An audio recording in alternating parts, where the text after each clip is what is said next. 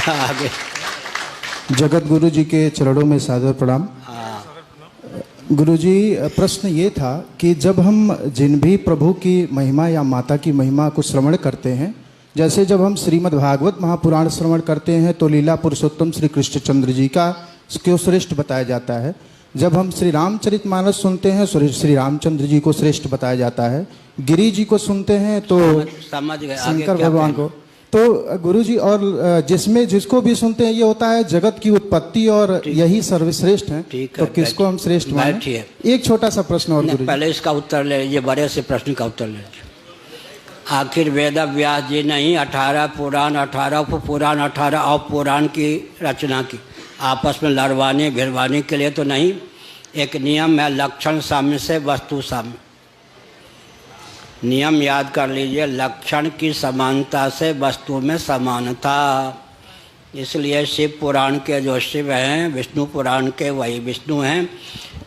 निर्गुण निराकार भूमि में पंचदेवों में कोई भेद नहीं है। सगुण निराकार भूमि में पंचदेवों में कोई भेद नहीं है। सगुण साकार भूमि में नाम को लेकर, रूप को लेकर, लीला को लेकर, धाम को लेकर, वाहन को लेकर, परिकर को लेकर, आयुध को लेकर भेद है।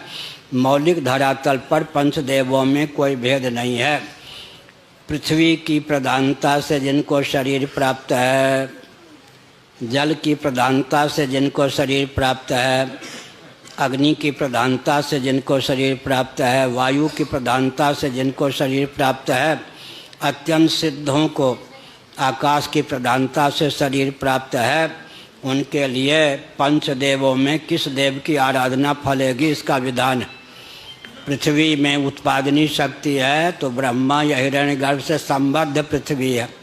जल में पालनी शक्ति है तो भगवान विष्णु से संबद्ध जल है। अग्नि में संहार की शक्ति है तो शिव से संबद्ध अग्नि है। वायु में निग्रह की शक्ति है तो शक्ति से संबद्ध है। और आकाश में अनुग्रह की शक्ति है तो गणपति से संबद्ध है।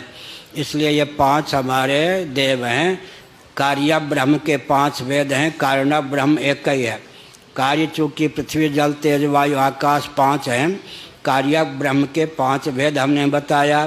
कारण ब्रह्म एक ही होता है।